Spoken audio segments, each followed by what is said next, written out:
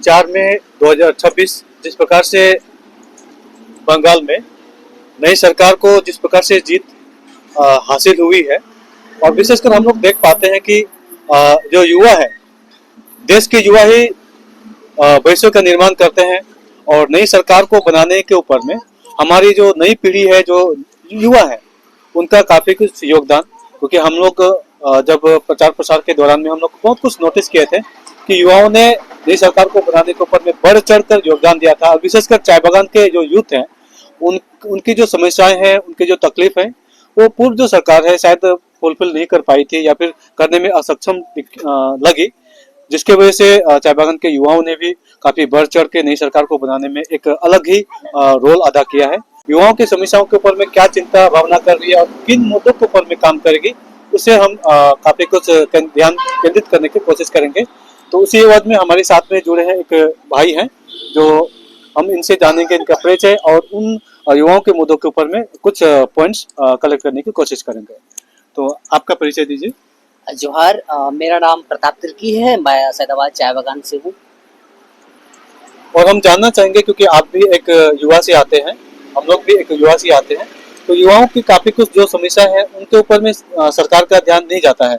तो हम जानना चाहेंगे आपके द्वारा युवाओं की जो तकलीफ या समस्या है उनको जानने की कोशिश करेंगे। किन मुद्दों के ऊपर में वर्तमान सरकार अगर आती है बहुमत के साथ में और काम करना चाहेगी युवाओं के लिए, तो किन मुद्दों के ऊपर में काम करना चाहिए? सबसे पहले मैं तो नई सरकार को बधाई और शुभकामनाएं देना चाहता हूँ कि उन्हें बहुमत से यहाँ पे हमारे बंगाल में अपना सरकार गठन करने जा रही है। तो चाय बागानों में मुख्यतः देखा जाए तो बहुत सारी समस्याएं हैं। विशेषकर मूलभूत दो समस्याएं हैं, जो कि मिनिमम वेजेस एंड जो जमीनी अधिकार, ये तो हमारे बेसिक अधिकार है। इसके अलावा अगर चाय बागान के युवाओं में देखा जाए तो यहाँ पे कोई भी समाज को आगे बढ़ने के लिए शिक्षा मतलब शिक्षा का होना बहुत जरूरी होता है। तो मैं नए जो सरकार बनने वाली उनसे यही मेरी आशा रहेगी कि शिक्षा के क्षेत्र में इनका बहुत अच्छा व्यवस्था हो, ये व्यवस्था कर पाए। मेरे देखा जाता है चाय बागानों के जो युवा है उन्हें यहाँ पे रोजगार की कमी है, भारी यहाँ के रोजगार की कमी के कारण यहाँ अधिकतर चाय बागानों से बाहर माइग्रेशन, मतलब बाहर जाके लोग काम करने जाते हैं। बैंगलोर हो, केरला हो, अधिकतर बागान से ही युवाएं जाते हैं। तो इन सब चीजों के लिए खास ध्यान देना चाहिए सरकार को। मेनली इस एरिया में एम्प्लॉयमेंट के लिए एक सेटअप करना होगा, कारखाने, जब इंडस्ट्री वगैरह सेटअप, उनके लिए मतलब रोजगार की व्यवस्था करनी होगी। जैसे आपने बताया एक है रोजगार, ये प्रत्येक स्टेट की समस्या रहती है और हमारे बंगाल में भी यही समस्या बहुत ज़्यादा देखा जाता है कि युवाओं के लिए जो रोजगार की कमी है।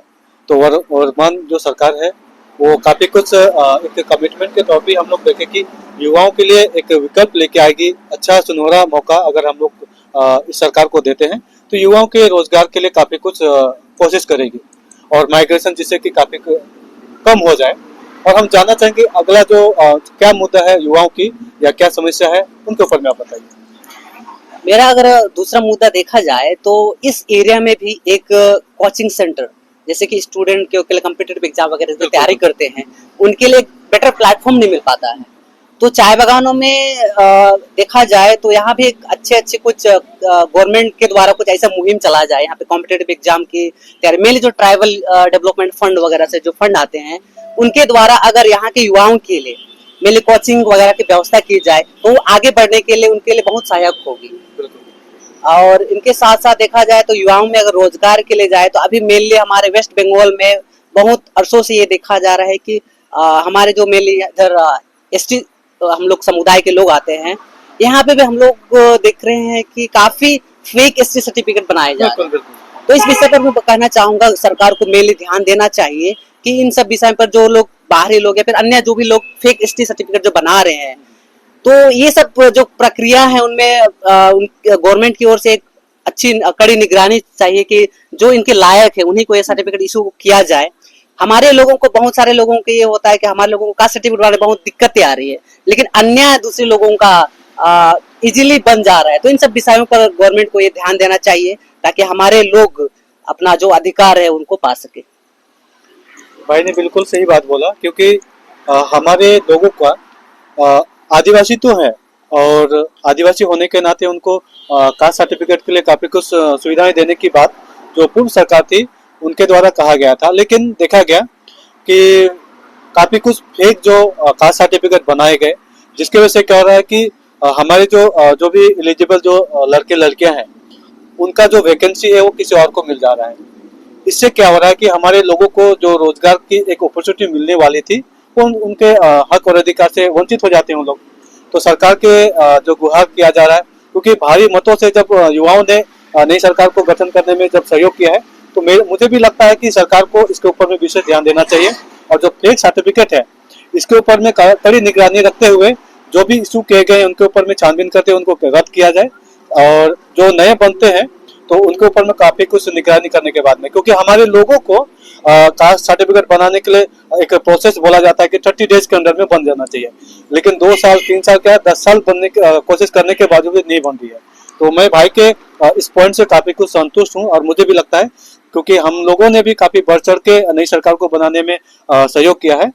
तो भाई ने काफी कुछ अच्छा जो पॉइंट था उनको कलेक्ट करके हमारे सामने रखे हैं। तो हम सरकार से यही गुहार करेंगे हमारे चैनल के माध्यम से, और हमारे जो भी दर्शक जो देख रहे हैं उनसे यही गुहार करेंगे कि सरकार इन मुद्दों के ऊपर में विशेष ध्यान दे।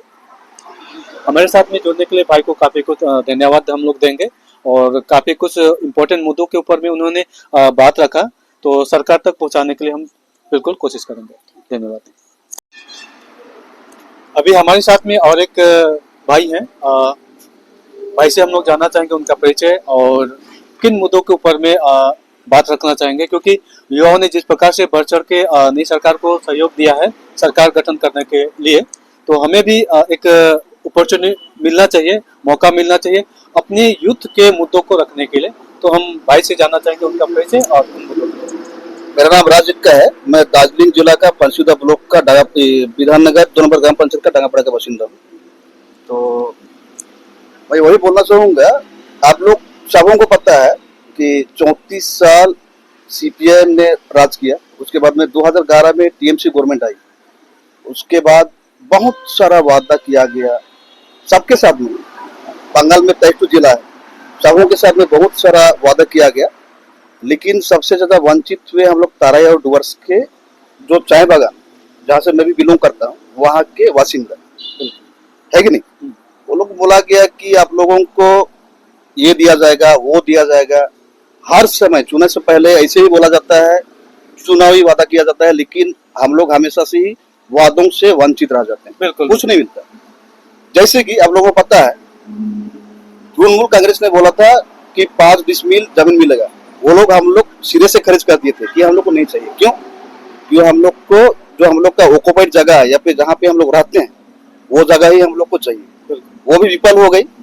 अभी ताजा रिपोर्ट के अनुसार 4 तारीख को टीएमसी गवर्नमेंट नहीं है, 4 तारीख को बीजेपी बहुमत 206 की 7 सीट से 208 जीती है कि नहीं। तो उनसे वही गुहार है, गुहार नहीं, ये हम लोग का अधिकार है कि नहीं। राइट से हम लोग का जो जमीन का अधिकार, हम लोग जहाँ पे बहुत साल पहले से, आज नहीं मोटा मोटी आपका हो गया बहुत 70-80 साल होगा सर, उससे भी पहले से हम लोग यहाँ पे हैं, 150-200 वहाँ पे यहाँ पे हम लोग आए। उसके बाद में सब कुछ हम लोग ही संरचना किए, उसके बाद में भी हम लोग अभी भी अपना मेन वजूद से पीछे हैं। तो उस हिसाब से टीएमसी गवर्नमेंट ने जो भूल विचार करके जो बताया था, नया गवर्नमेंट से यही आशा है कि हम लोग का जो जमीन का अधिकार है, जो हम लोग का दाकाल में है, जितना भी हो वो 5 बीघा 10 बीघा वो जगह जमीन का मालिकाना हक आरओआर जिसको बोलते हैं, वो हम लोग को चाहिए पूरा पूरी। ये नहीं कि 5 डिसमिल जिसमें कितना कट्टा ही आता है, शायद मेरे हिसाब से 3 कट्टा, हाँ उतना नहीं चाहिए हम लोग को। हम लोग का दाखिल में जितना है वो चाहिए। दूसरी बात, मिनिमम वेजेस, बीती सरकार टीएमसी सरकार बोली थी कि 250 से 300 किया जाएगा, बिल्कुल नहीं। आप किसी भी अनस्किल्ड स्किल या तो सेमी स्किल लेबर का वेजेस जब सुनेंगे तो आपको सबों को पता होगा कितना है। तो मिनिमम चाय बागान में जो लोग पत्ती तोड़ते हैं, माए सब बहने सब, तो उन लोग को मिनिमम 500 से 600 रुपया दैनिक मजदूरी होना चाहिए, with proper medical facilities and proper sanitary facilities. और भी बहुत सारे मुद्दे हैं एजुकेशन को लेके। एजुकेशन में हम लोग के यहाँ पे, जैसे कि आप लोगों को पता है जितना भी राज्य स्तरीय में एग्जाम होता है, राज्य स्तरीय गवर्नमेंट एग्जाम होती है, वहाँ पे बंगाली और नेपालियों को, जैसे कि जिन लोगों को बोला होता है नोटिफिकेशन में, जिसका मदर टंग नेपाली है वो लोग को बंगाली आना दरकार नहीं है। बिल्कुल। और हम लोग जैसे सही बात। कि हिंदी भाषी पढ़ते हैं, फिर वो लोग तो गवर्नमेंट एग्जाम में पीछे रह जा रहे हैं लोग, हाँ। है कि नहीं? हम लोग वहाँ सच्चाई। पे डायरेक्टली या तो इनडायरेक्टली हम लोग वहाँ पे अपना जगह नहीं बना पा रहे हैं। तो नई सरकार जो गठन होगी आगामी 9 तारीख को, उनसे यही मतलब कि मैं बात रखना चाहूंगा कि ये सब मुद्दा को वो लोग रखें और इसमें गहन विचार करें, ताकि आने वाला जो पीढ़ी है उनके साथ में न्याय हो, वो भी मतलब कि मंच में जगह पाए और सबके साथ में वो लोग उठ के अपने समाज को गौरव दिलाए।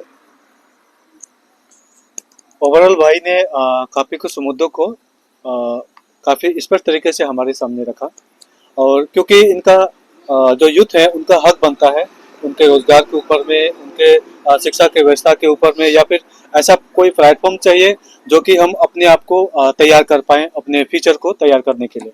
और चाय बागान की जो मुद्दा जो कि कुछ पहले हम लोगों ने सुना कि एक भाभी के द्वारा रखा गया कि चाय बागान में काफी अरसे से जो पूर्व जो सरकार थी मिनिमम वेज देने की बात बोलती थी या फिर हजरा बढ़ाने की बात बोलती थी, लेकिन हमें लॉलीपॉप के रूप में टकते आ रही है।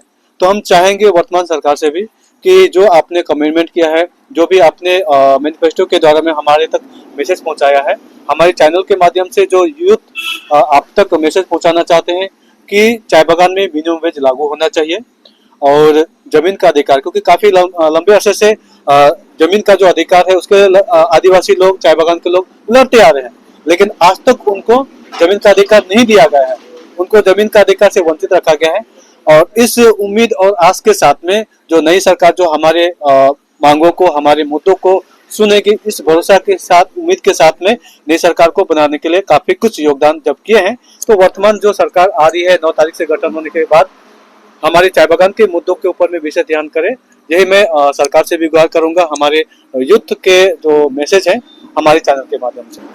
और एक मुद्दा जो है शायद मुझे लगता है कि उनके ऊपर में भी ध्यान केंद्रित करना चाहिए हमारे युवाओं को, तो हम जानना चाहेंगे कि वो मुद्दा क्या है, आपके द्वारा सुनना चाहेंगे। जैसे कि हम लोग दार्जिलिंग जिला के बासिंदा हैं, पानसीधुआ ब्लॉक के 2 नंबर ग्राम पंचायत के डांगापड़ा गांव के। तो पिछले 1.5 दशक से हम लोग देखे हैं कि यहाँ पे क्या हो रहा है। सब कुछ पता है, फिर भी मैं एक विशेष मुद्दा में बोलना चाहूंगा। प्रधानमंत्री आवास योजना, जिसमें कुल राशि 1,20,000 रुपये मिलती है, जिसकी प्रथम किस्त 60,000 रुपया दी जाती है और द्वितीय किस्त काम रनिंग या तो कंप्लीट होने के बाद में 60,000 रुपया दी जाती है। तो यहाँ भी बहुत सारी भेदभाव है, मतलब कि यहाँ पे पार्टीगत या तो अपना भाई भतीजावाद देख के ही वह सब चीज को किया जाता है। तो जो 9 तारीख को नई सरकार गठन होगी, उससे विशेष अनुरोध है कि समाज विशेष और व्यक्ति विशेष को ना देख के आप लोग सबों को, जो लोग नीडी हैं, जो विशेषकर सही में दरकार है, अभी हम लोग आसपास में देखते हैं कि जिसको एक्चुअली चाहिए उसका तो कुछ भी नहीं है, लेकिन जिसका है उसको मिल नहीं रहा है। तो मैं वही बोलूंगा कि आप लोग विशेष गहन एनालिसिस करने के बाद में ही ये सब चीज को अलॉट कीजिएगा। तो यही बोलूंगा मैं, प्रधानमंत्री आवास योजना को स्क्रूटनी और बढ़िया से होना चाहिए, ताकि सबको को समान रूप से सब कुछ मिले। भाई की बातों से मैं भी काफी कुछ संतुष्ट सी एक लग रहा है, क्योंकि मैंने भी काफी कुछ लोगों से सुना है कि वहाँ पे भेदभाव किया जाता है कि आप इस पार्टी से बिलोंग करते हैं इसलिए आपको वो, तो काफी कुछ भेदभाव को हम लोग को फेस करना पड़ता है, क्योंकि काफी कुछ लोगों के द्वारा भी शिकायत आती है कि आप इस फलाना पार्टी से हैं, फलाना डिमका पार्टी से हैं, हमारी पार्टी में आने के बाद में ये बेनिफिट आपको दिया जाएगा। इस प्रकार से पूर्व जो सरकार थी उनके द्वारा ऐसा कुछ देखने को मिला था। तो वर्तमान जो सरकार 9 तारीख को जो गठन होने वाली है, उनसे हमारा यही गुहार रहेगा हमारे चैनल के माध्यम से यूथ के द्वारा कि और एक चीज मैं बोलना चाहूंगा, जैसे कि सबों को पता है 34 साल वामफ्रंट मैंने CPIM ने राज किया। 2011 में तृणमूल कांग्रेस ममता बनर्जी की सरकार आई, उसके बाद में वादों कायदे सब कुछ किया गया, लेकिन हम लोग विशेषकर ताराई और डुवर्स के जो बासिंदा या तो चाय बागान के श्रमिक हैं, जिसमें से हम ही सबको ही है, हम लोग हमेशा से ही वादों से वंचित रहते हैं। उनका कार्यकाल रविवार को खत्म हो गया है, 4 तारीख मई महीना में रिजल्ट डिक्लेयर होने के बाद में खत्म हो गया है। नई सरकार गठन होगी भारतीय जनता पार्टी की 9 तारीख को। उनसे वही अनुरोध रहेगा कि आप कृपया ताराई और डुवर्स के चाय बागानों में जितने भी हम लोग वर्कर्स हैं या तो कोई भी है, उनके लिए आप सोचिए, जैसे कि आप लोग वादा किए थे, आप लोग चुनावी जो आपका एजेंडा था, आप लोग वादा किए थे, तो उस हिसाब से आप लोग उसको पूरा कीजिएगा, यही आप लोगों से विनम्र निवेदन है। हमारे साथ में जुड़ने के लिए भाई को काफी कुछ धन्यवाद देंगे। और हमारे जो भी दर्शक हैं, हमारे जो भी व्यूअर्स हैं, उनसे यही अनुरोध है कि वीडियो आपको अच्छा लगता है तो आप ज़्यादा से ज़्यादा शेयर कीजिए, कमेंट कीजिए कि आपके सोच विचार क्या है। इतना ही बोलते हुए अपनी बातों का अंत करते हैं। नमस्कार।